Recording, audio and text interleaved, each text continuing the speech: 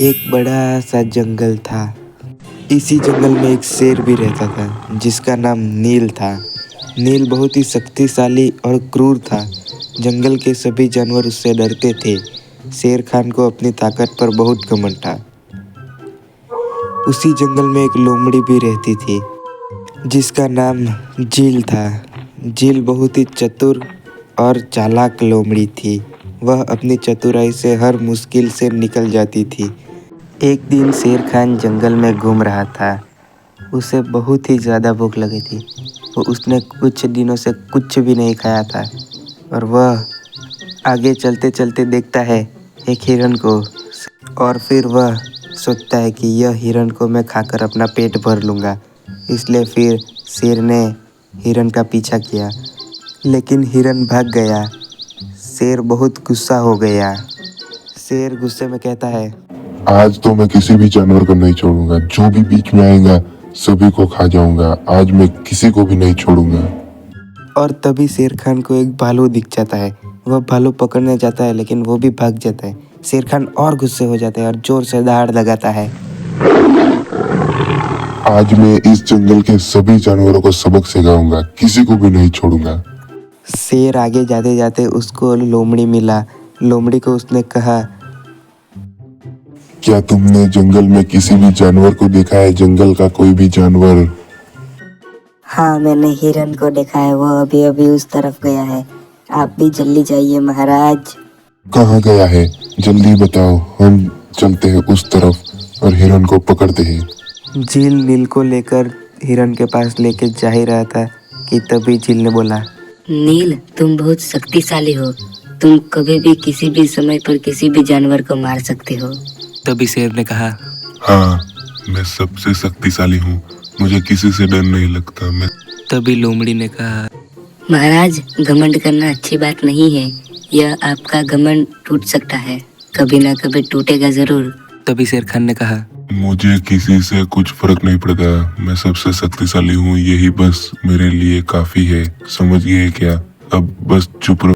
और तभी झील ने सोचा इस घमंडी शेर को तो सबक सिखाना ही पड़ेगा। और फिर झील शेर को दलदल के पास लेके आता है और कहता है कि हिरण इस दलदल में छुपा है। ऐसा कहते ही शेर खान दलदल में कूद पड़ा, लेकिन वह उस दलदल में फंस चुका था और लोमड़ी की ओर देखता है।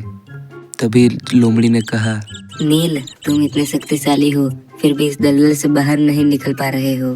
तभी शेर खान ने कहा, चील, मुझे माफ कर दो। मुझे पता नहीं था कि हर जगह ताकत ही काम नहीं आती।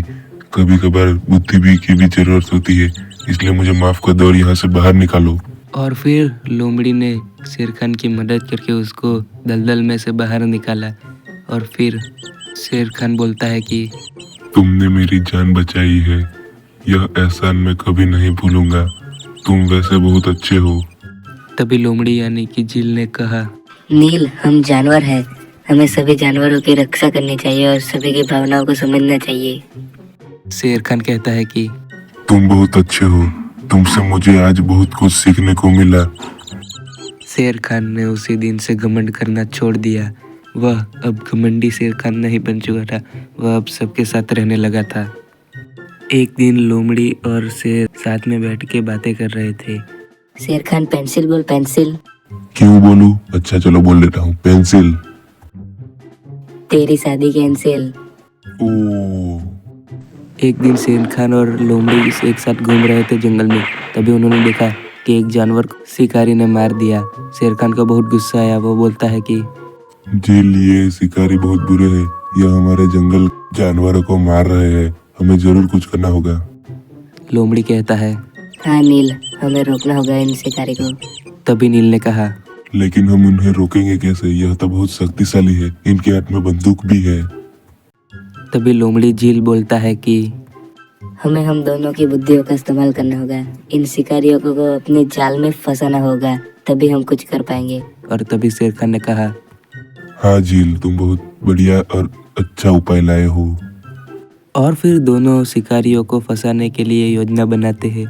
उसने शेर खान से कहा वह शिकारियों को एक गुफा में ले जाएंगे और फिर तुम यानी कि शेर खान को कहते हैं कि तुम एक बड़ा सा पत्थर लेके उस गुफा का दरवाज़ा बंद कर देना, जिससे वह अंदर रह जाए और हमारा जंगल बच सके। और फिर वह दोनों यह काम करने चले जाते हैं। और फिर झील यानी कि लोमड़ी उन शिकारियों के पास जाता है और जाकर कहता है, मैं तुम्हें ऐसी जगह पे ले जाऊंगा जहाँ पे इतने सारे जानवर हैं कि तुम शिकार करते थक जाओगे। तभी चंगू शिकारी बोलता है, क्या लगता है इसके पीछे जाना चाहिए?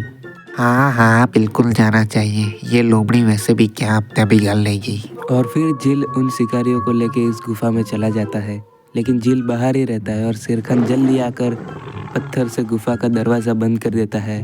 और तभी शेरखान बोलता है, तुम हमारे इस जंगल के जानवरों को मारते हो, तुम अंदर ही फंसे रहो।